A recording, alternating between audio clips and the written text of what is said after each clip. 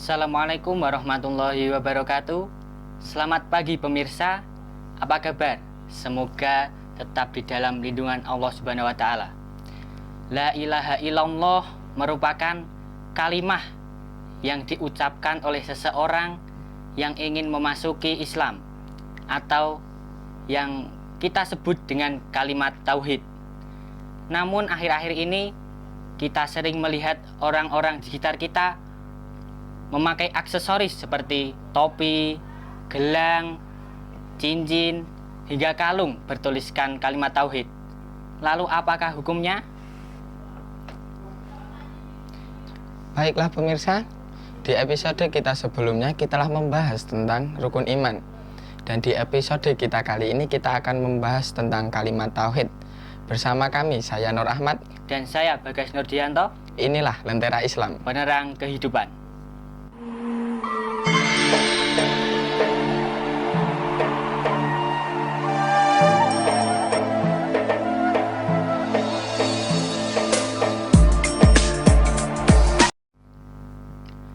Oke pemirsa, masih bersama kami di Lentera Islam. Kemarin di episode sebelumnya kita telah mengobrol bersama dengan Bapak Wildan Mukholadun. Dan kali ini kita masih bersama dengan Bapak Wildan yang akan membahas apa makna yang tersimpan di dalam kalimat tauhid. Oke, langsung saja kita sapa Bapak Wildan. Apa kabar Bapak? Alhamdulillah sehat. Dan ini kebetulan kemarin di IG kami ada DM yang masuk ingin mengetahui latar belakang Bapak.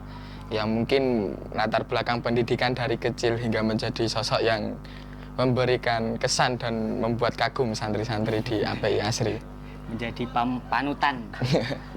Ya, terima kasih atas pertanyaannya. Mungkin sedikit bercerita aja ataupun jenjang-jenjang pendidikan. Memang dulu saya jenjang pendidikan hanya sampai sekolah dasar saja. Sekolah dasar, kemudian setelah itu langsung masuk ke pondok pesantren. Di situ di Ponpes Asrama Perguruan Islam Tegarejo Salaf. Tepatnya di daerah Tegarejo Magelang. Mulai dari umur berapa dulu itu? 13 kalau nggak salah.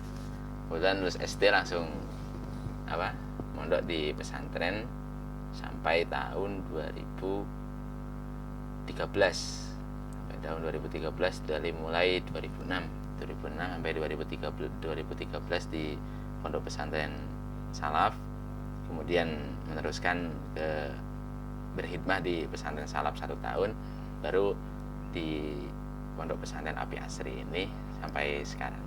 Ya, untuk jenjang pendidikan dulu mulai dari pelajaran sama sih, mulai dari qiraat, baca Quran, terus sampai di situ mengenal tentang kebanyakan itu malah dulu saya belajar di kitab-kitab mendalami kitab fikih dan juga kitab-kitab kuning lah itu.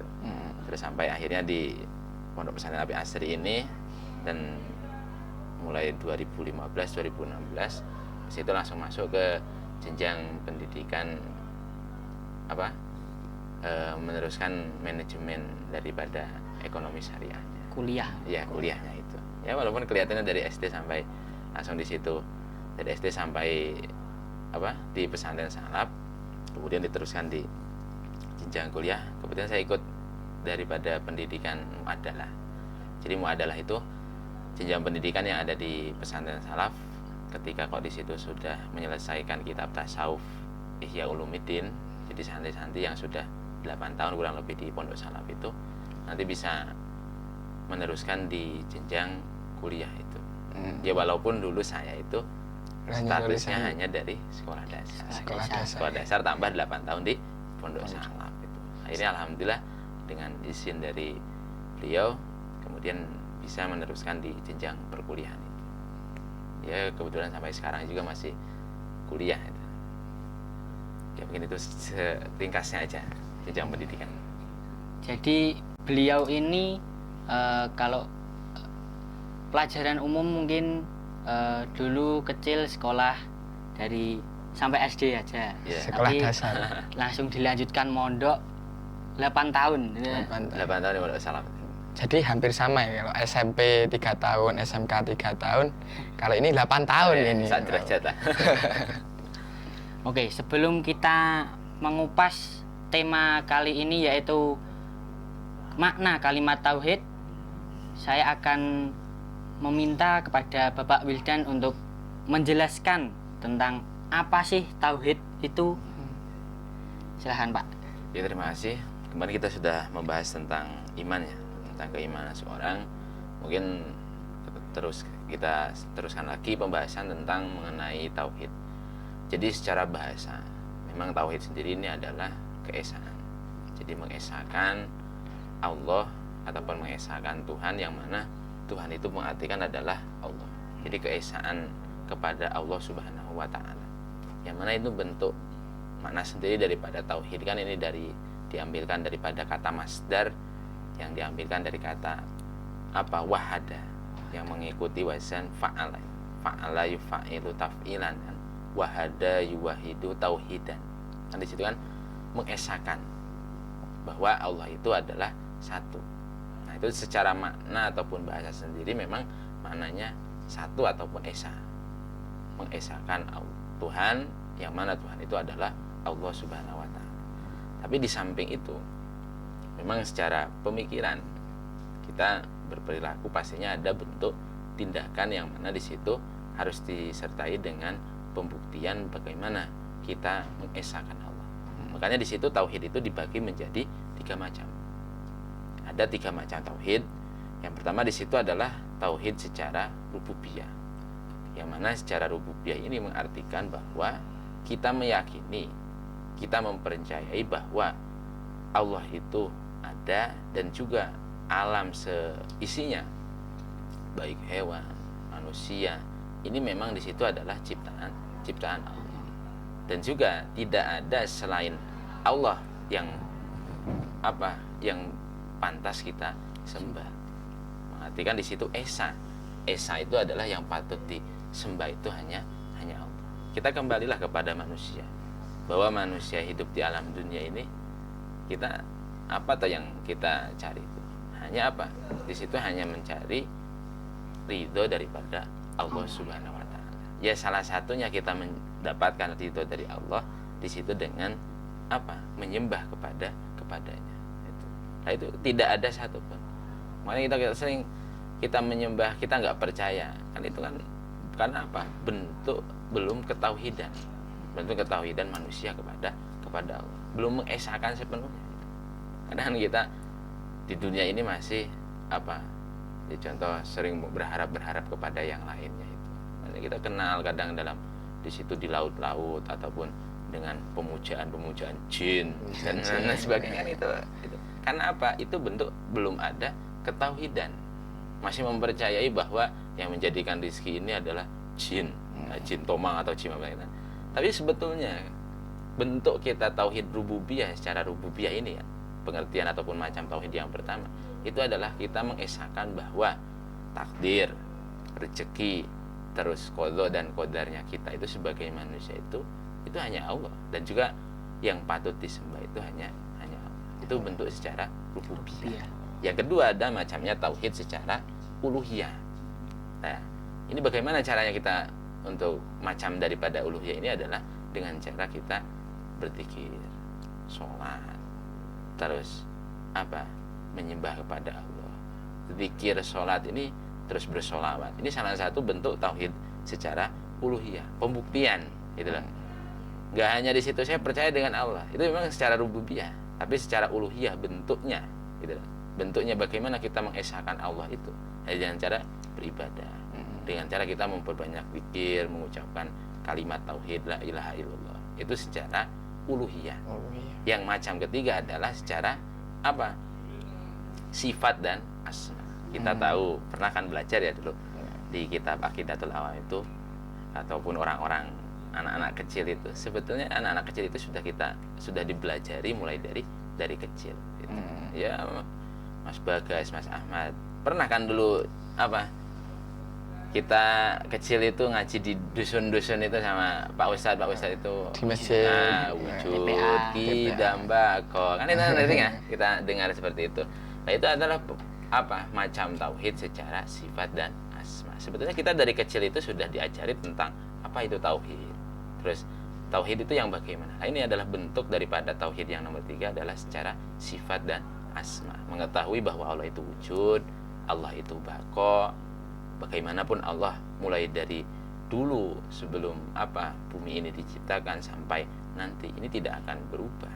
Masih ada, tetap ada. Allah itu pasti ada, itu tetap adanya. Makanya kita bentuk tauhid yang nomor 3 ini adalah tauhid secara asma dan sifat. Kita mengetahui sifat yang ada di Allah itu wujud, dan juga mengetahui muhalnya.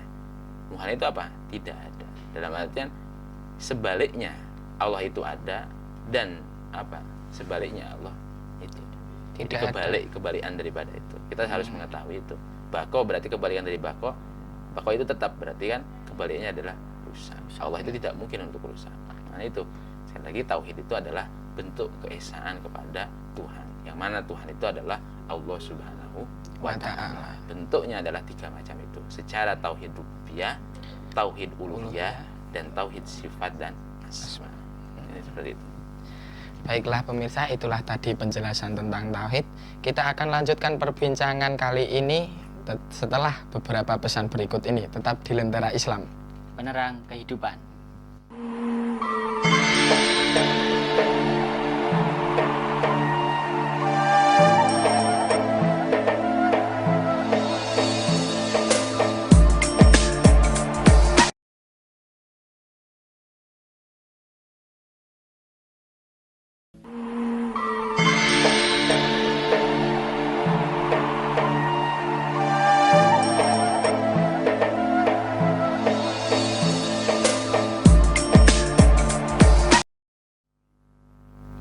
Kembali lagi di Lentera Islam.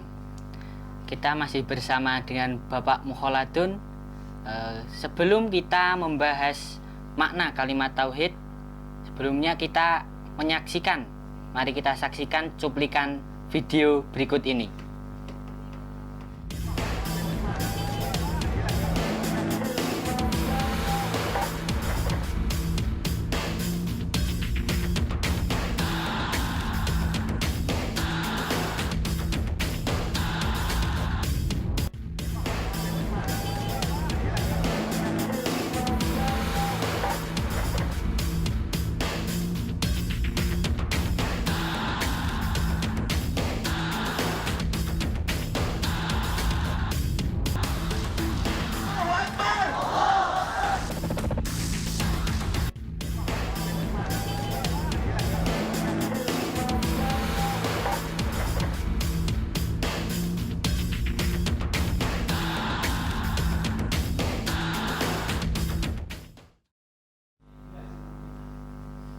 Baiklah pemirsa, itulah tadi cuplikan tentang bendera tauhid yang digunakan untuk seperti demo ataupun konvoy. Lalu bagaimana pendapat Bapak Wildan mengenai hal itu? Ya, melihat dari video tadi kita bisa melihat, sebelumnya kita kembalikan kepada bagaimana kita bertauhid dan kita mengagungkan kepada Allah Subhanahu wa Ta'ala. Jadi bentuk keagungan yang mana kan kalimat tauhid ataupun kalimat la ilaha illallah Muhammadur Rasulullah, di situ kan kalimat yang mulia dan agung. Kita bisa melihat tadi di situ ada kaos, ada topi, ada spanduk dan lain sebagainya. Mas Ahmad dan Mas Bakat bajunya sering dicuci nggak? Dicuci. Sering. Ke WC pasti ya? Ya pasti, pakai baju. Ya. Nah itu kita bisa melihat bagaimana kita mengagungkan daripada kalimat tauhid itu. Sedangkan atribut pakaian-pakaian kita yang kita gunakan sehari-hari ini kan kita bawa ke toilet. Kita bawa ke WC. Bahkan tadi kita lihat di cuplikan itu ada yang di situ bendera diduduki di bawah gitu. Terus kita kembalikan lagi bahwa kalimat la ilaha illallah itu adalah bentuk kalimat yang memang di situ diagungkan, diagungkan, yang dimuliakan. Bahkan kan ada beberapa penjelasan sebagaimana orang yang mengucapkan lafadz la ilaha illallah saja 40 tahun dia tidak beriman kepada Allah, tapi setelah mengucapkan lafadz la ilaha illallah Muhammadur Rasulullah, dia langsung menjadi orang yang muslim gitu. Itu saking mulianya lafaz la ilaha illallah. Bahkan ada lagi yang mengatakan bahwa Kanjeng Nabi dulu pernah mengatakan bahwa manusia barang siapa yang di situ meninggal kalimat akhirnya mengucapkan la ilaha illallah, maka dakhala al jannah, wajib bagi dirinya masuk surga, karena itu bentuk satu kemuliaan sendiri daripada lafaz la ilaha illallah. Nah, kita kembalikan kepada konteks yang sekarang terjadi. Kita kembalikanlah bahwa baju ini pasti kita cuci, kan itu. Topi ini pasti kita juga cuci. Terus pasti lagi kita setiap hari pasti ke toilet, ke WC. Nah, itu kan bentuk-bentuk tempat-tempat yang di situ tidak dimuliakan. Gitu. Makanya kita ambil kesimpulan bahwa alangkah lebih baiknya kita baik pakaian, topi dan lain sebagainya. Kalau memang kita belum bisa menjaga kemuliaan daripada lafaz la ilaha illallah sendiri ataupun daripada kalimat tauhid, lebih baik gak usah kita pasang atribut-atribut daripada lafaz la ilaha illallah tersebut. Karena kita belum bisa menjaganya. Gak mungkin kita kita lihatlah tadi video yang kita saksikan tadi. Ada di situ bendera diduduki di bawah, bahkan di situ diinjak-injak dan lain sebagainya, diinjak-injak. Memang sebetulnya mengagungkan itu enggak harus secara digini-gini, itu namanya demo. Ya kita kembali ke awal lah. Kita yang mengagungkan dan juga memuliakan, kan gitu. Dalam artian apa? Dalam artian di situ bagaimana kita menaruh kalimat tauhid ini kita muliakan. Terus bagaimana kita bisa memuliakan dengan la ilaha illallah sendiri. Sedangkan makna la ilaha illallah ini adalah tiada Tuhan yang patut disembah kecuali Allah. Bentuknya itu di dalam hati. Tidak hanya secara atribut yang harus di situ ditonjolkan dengan itu. Tapi kita kembalilah, lebih baiknya kita dalam atribut ini tidak usah, kalau kita tidak bisa menjaga kemuliaan daripada lafaz tersebut ataupun kalimat tauhid tersebut, lebih baiknya kita tidak usah memakai atribut-atribut yang di situ berlafazkan la ilaha illallah. Karena bagaimanapun kita tidak bisa, kalau memang kok di situ dipakai di baju, kita pakai di topi, kita nggak bisa menjaga kemuliaan daripada lafaz tersebut. Itu apalagi sampai dibawa ke WC, dibawa ke kamar mandi, sampai kita dudukin, kan itu kan tidak memuliakan sama sekali, kan gitu. Padahal lafaz la ilaha illallah ini lafaz yang sangat kita muliakan. Gitu.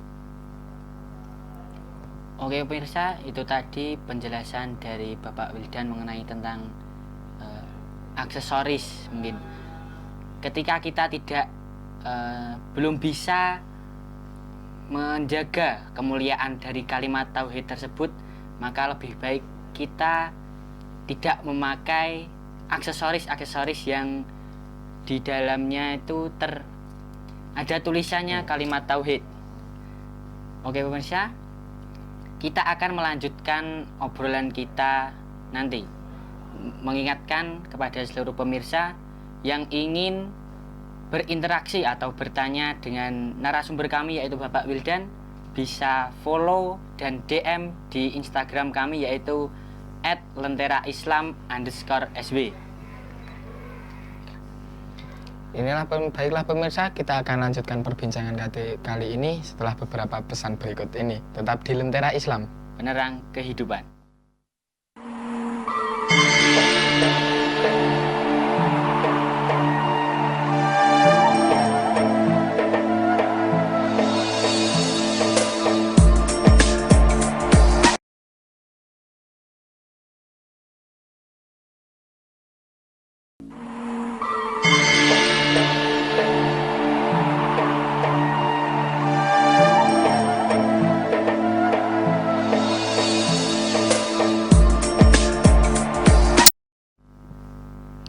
Baik pemirsa, masih bersama di Lentera Islam.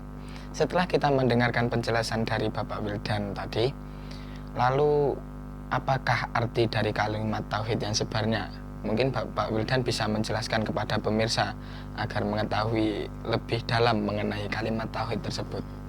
Kalimat tauhid sendiri memang secara pemaknaan itu adalah, kan tadi secara bahasa tauhid itu adalah apa, keesaan. Secara pemaknaan sendiri kan la ilaha illallah, itu tiada Tuhan yang wajib kita sembah kecuali memang Allah Subhanahu wa ta'ala. Terus wa anna Muhammadar Rasulullah, dan sesungguhnya Nabi Muhammad itu adalah utusannya Allah. Secara pemaknaan sendiri memang di situ kan la ilaha, tidak ada Tuhan yang wajib disembah. Dalam artian kita hidup di dunia ini sebagai hamba. Hamba itu kan ibaratnya kaulo lah ya. Sebagai apa? Gustinya ini adalah Allah. Abdi. Iya, abd ya. Abd itu kan hamba dan abd itu. Terus Allah ini sebagai gustinya. Gustinya. Jadi bagaimanapun kita hidup di alam dunia ini, baik di situ dari skenario yang sudah ada, terus apapun yang di situ terjadi, memang itu semua adalah bentuk daripada kehendak ataupun daripada bahwa yang patut kita percayai adanya hal-hal yang seperti itu semua dari Allah. Perjalanan hidup kita bagaimana, terus rezeki yang sudah diatur itu adalah bentuk daripada bahwa ini adalah pemberian daripada Allah, dan juga bentuk secara ibadah. Itu secara akal pikiran kita ya, untuk mempercayai daripada bahwa Allah itu Maha Esa, gitu kan. Dan esa apa? Keesaan Allah itu yang bisa itu hanya Allah. Kita di dunia ini hidup kemudian mati. Dan yang tahu kapan kita meninggal, yang tahu rezeki kita berapa, itu hanya Allah. Dan juga yang patut kita sembah itu hanya Allah. Karena bagaimanapun, sekali lagi, manusia itu posisinya di dunia ini sebagai hamba, abd. Bahkan dalam di situ dalam ibadah ataupun penyembahan yang sebetulnya, ini kita bentuk daripada ibadah itu adalah bentuk memang di situ kewajiban seorang hamba untuk menyembah kepada Allah. Itu kita seolah-olah diri kita memang abd. Ya kalau secara didalamin lagi, kita itu bentuk hambanya. Kamu itu hamba.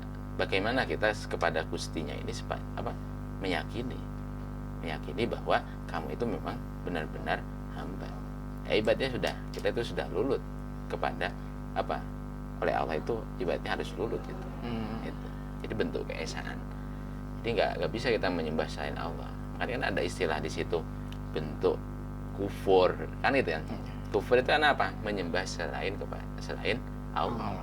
Kita menyembah kepada berhala, terus ada juga yang di situ menyembah kepada gunung Kelud, gunung jin-jin yang ada di sana. Karena itu bentuk bahwa orang tersebut belum yakin bahwa Allah itu esa, belum bisa mengesakan kepada Allah. Karena dalam makna yang terkandung dalam la ilaha illallah itu kan tidak ada pangeran. Pangeran ini kan yang wajib disembah kecuali memang Allah. Berarti kan hanya satu-satunya itu.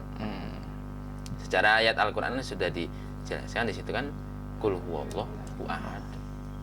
Katakanlah bahwa Allah itu adalah satu, itu. Yang mana satu ini kan di situ kan katanya ahad, dan satu ini mengandung kata yang banyak, gitu. Ibaratnya Allah itu ada di mana-mana, gitu. Dalam artian cuma satu tapi seluruh manusia ataupun yang ada di dunia ini yang menyembah kepada hanya Allah. Itu secara pemaknaan lafaz la ilaha illallah. Nah, kemuliaannya, keunggulan daripada lafaz la ilaha illallah sendiri, dulu itu pernah Sayyidina Ali, salah satu sahabatnya Kanjeng Nabi yang kebetulan menjadi menantunya yang mendapatkan Fatimah ya, menikah dengan putri Kanjeng Nabi. Dulu itu Sayyidina Ali pernah meminta sebuah ijazah. Ya kayak kita santri di pesantren itu kan minta ijazah ngerawat. ijazah Daud itu kan, biar bisa terbang itu. Sayyidina Ali dulu pernah di situ, Sayyidina Ali meminta ijazah ataupun zikir, bahasanya zikir kepada kanjeng Nabi, zikir yang paling utama, biar Sayyidina Ali ini bisa lebih mendekatkan diri dan juga tahu kepada Allah. Akhirnya kanjeng Nabi di situ memberikan zikir yang di situ lafaz la ilaha illallah. Karena kemudian kanjeng Nabi berkata bahwa lafaz ini adalah memang zikir yang paling utama mulai dari nabi-nabi sebelum. Jadi mulai dari Nabi Ibrahim dan lain sebagainya. Itu lafaz la ilaha illallah memang sudah keunggulan. Akhirnya kanjeng Nabi di situ memberikan kepada Sayyidina Ali di situ zikir yang berupa lafaz la ilaha illallah. Akhirnya di situ Sayyidina Ali memberikan lagi kepada sahabat yang lainnya, tabiin sampai kepada kita. Karena di dalam kemuliaan ataupun fadilahnya sendiri dalam lafaz la ilaha illallah ini sangat banyak sekali. Bahkan itu lebih mulia daripada bumi seisinya. Bahkan di situ dikatakan juga ketika kalau seseorang di situ mengucapkan, melafadzkan lafaz la ilaha illallah, maka dia akan dibebaskan 40.000 dosa besar. Itu saking mulianya, saking keutamaannya tadi lafaz la ilaha illallah. Mungkin itu adalah pemanaan sendiri. Kembali lagi bahwa pemanaan sebetulnya tidak ada pangeran yang wajib kita sembah kecuali Allah. Oke pemirsa, kali ini saya akan membacakan pertanyaan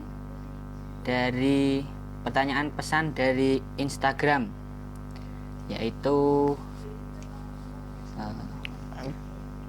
bolehkah disebutkan buku apa yang bermanfaat untuk kami pelajari agar bisa memahami tauhid lebih dalam dan mantap, dari @Edisa Freddy. Oke, Pak, bisa jawab. Kitab yang di situ simpel yang kita kaji di pesantren ini seringnya itu Aqidatul Awam. Kitab Aqidatul Awam, terus ada lagi syarahnya di situ Nurul Zulam ataupun ilmu tauhid yang lainnya. Ya mungkin yang agak yang terkenal dan juga sering kita gunakan di pesantren-pesantren itu adalah itu kitab Aqidatul Awam. Aqidatul Awam ada di situ lagi syarahnya yang bernama kitab Nurul Zulam. Di situ dalam kitab itu juga menjelaskan tentang sifatnya Allah itu ada berapa, terus sifat-sifatnya Rasul, terus nabi-nabi, keluarganya kanjeng Nabi. Di situ memang simpel lah kitabnya, dan juga itu untuk pemula-pemula seperti anak-anak itu sangat dasar sekali. Mungkin untuk rujukan kitabnya bisa memakai kitab Aqidatul Awam tentang ketauhidan seorang. Baiklah pemirsa, tidak terasa kita telah berada di puncak acara kita kali ini. Mohon maaf bila DM yang masuk di IG kami tidak dapat kita jawab satu persatu karena minimnya durasi, dan insya Allah akan kita jawab di DM-DM tersebut.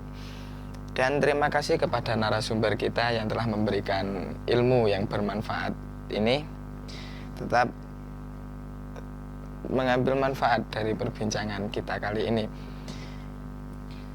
La ilaha illallah adalah kalimat zikir terbesar dan agung.